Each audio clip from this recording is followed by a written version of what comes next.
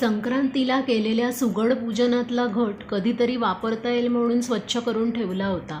त्याचा असा वापर झाला आषाढीच्या निमित्ताने. चला बघूया कसं केलं हे पेंटिंग. पेंटिंग करताना वॉटर कलर वापरू की ॲक्रेलिक कलर असा विचार येत होता. मग शेवटी ठरवलं चला वॉटर कलरच वापरूया. मग सुरुवात झाली विठोबाच्या सुंदर मूर्त रूपाला. नाम घोषात देह न्हाला, देह विठ्ठल विठ्ठल झाला, या ओळी हे पेंटिंग करताना माझ्या मनात येत होत्या. आणि मग सहजच माझ्या मनात विचार आला, खरंच आपल्या आध्यात्मिक जगात देहाला घटच तर म्हटलं आहे ज्या घटावर मी पेंटिंग करते. कारण त्याच्या बाहेरही आकाश आहे आणि आतही आकाश आहे, म्हणूनच तर त्याला घटाकाश असं म्हटलं आहे. असो, हे आध्यात्मिक विचार तर झालेच, पण पेंटिंग करताना मला एक सुंदर अनुभूती येत होती की माझ्या हातून माऊलीचं रूप हे साकारलं जातं आहे, ते मी साकारत नाही आहे. असंच तर असतं, देव आपल्या हातून घडत असतो, आपण थोडीच त्याला घडवत असतो, कारण आपल्याला घडवणारा देवच तर आहे. आपल्या मनातला भाव दृढ असल्यानं की देव आपल्याला प्रचिती देतोच. अशीच प्रचिती मला अनेकदा आली आहे. आणि असाच एक सुंदर अनुभव मला माझ्या तामिळनाडूतल्या ट्रिपमध्ये सुद्धा आला. तो आता सांगावासा वाटला. जेथे जातो तेथे तू माझा सांगाती, अशा प्रकारचा तो अनुभव होता. एकादशीचा दिवस होता.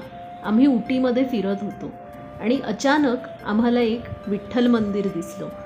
मग आम्ही जाऊन तिथे दर्शन घेतलं.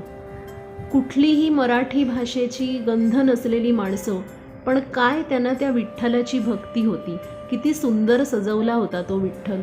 तेव्हा वाटतं की खरंच भाषा प्रांत या सगळ्याच्या पलीकडे आहे ती माझी माऊली.